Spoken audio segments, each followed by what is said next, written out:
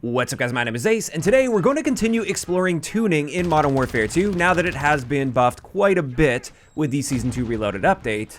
And this time we're going to be focusing on something that's going to help the really aggressive players out, and this is sprint out time. I've actually found a way that you can practically eliminate sprint out time, at least on many of the guns in the game. And after tuning, at least with some of the guns in the game, we can see some of the best sprint out times we've ever seen in Call of Duty history, at least without a perk that eliminates sprint out time. And diving right into this, there are two main attachment types that we can tune for sprint out time with, and these are going to be the laser attachments as well as the rear grip attachments. Now there are also some unique guns with unique attachment slots, like shotguns with their guard attachments. Those effectively replace rear grips on some guns, and you can tune for sprint out time on that. So we will be using that as sort of a stand-in. But with my testing here, I chose the OLEV or 7 milliwatt laser, since by default on at least the vast majority of guns, this gives us the best sprint out improvement in the laser category. And then the second attachment I included here is one of the rear grips, and this is the X10 or TrueTac or Schlager rear grip.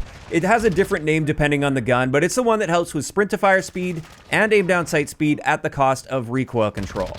And with these attachments, without any tuning involved whatsoever, with the OLEV style laser, this tends to give us about a 10% improvement to our sprint out time, whereas the TrueTac or X10 or whatever the equivalent rear grip is called, that tends to help by about 15% to our sprint out time. Now, if we combine both of those attachments together, again, with no tuning involved whatsoever, it's actually an additive improvement, and therefore you'll see a roughly 25% improvement to your sprint out time by using both of those attachments.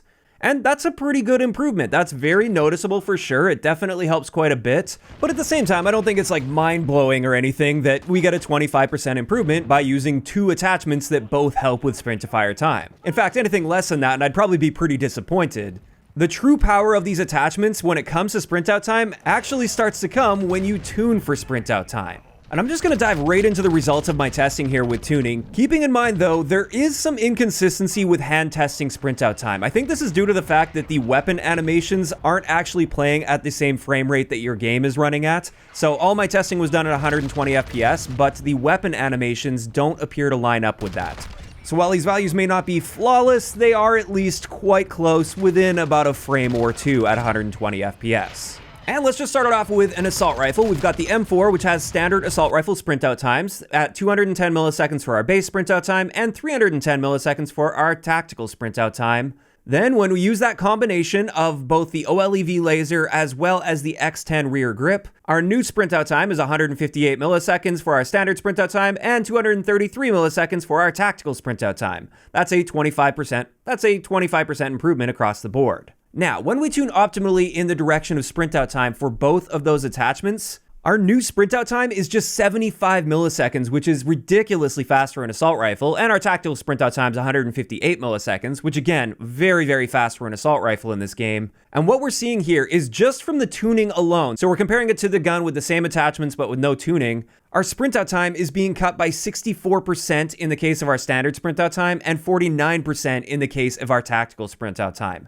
That is a ridiculous improvement just from tuning alone. And that's what I really wanted to highlight in today's video. However, I did want to show that I didn't just test this on one gun and call it a day. I tested a bunch of different guns from different weapon classes. The next one I wanted to look at is the Vel 46, and I'm not going to talk it through like I did with the M4 since that'll get very repetitive. But the main thing I want to point out here is when you tune that combination of attachments, our new sprint out time is literally 16 milliseconds. I think it's actually a little bit less than 16 milliseconds, but I am limited by the frame rate here. That is a nearly instant standard sprint out time, and our tactical sprint out time is also ridiculously fast at 75 milliseconds. Then with an RPK, we can get our sprint out time all the way down to just 100 milliseconds, which is very, very fast for an LMG. That's now faster than the base SMG sprint out time on an LMG.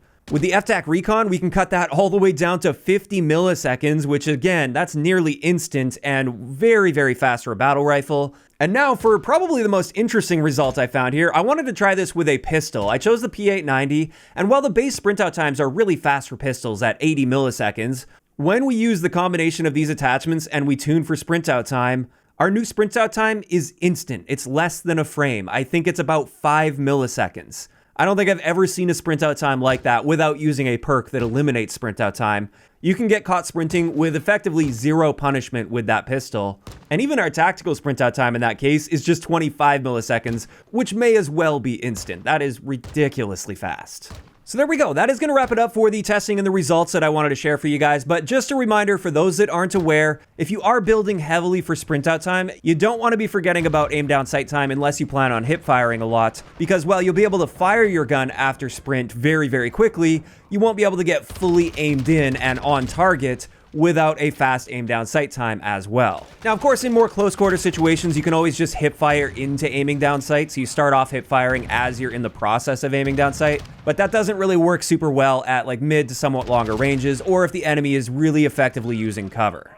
But overall, I was honestly quite surprised to see these results, and I'm very interested to see what you guys think about this as well. What do you think about the fact that with certain guns, you can get a practically instant sprint out time just by tuning a couple attachments? And in the other cases, what do you think about the fact that you can get like an LMG sprint out time down to a faster value than a standard SMG sprint out time? Personally, I think this is pretty crazy, definitely worth making a video about because I was very surprised by these results. I expected a fairly decent improvement to sprint out time. I didn't expect what I saw here though. In this case, the tuning alone has a bigger impact overall than the attachments themselves will have on the gun.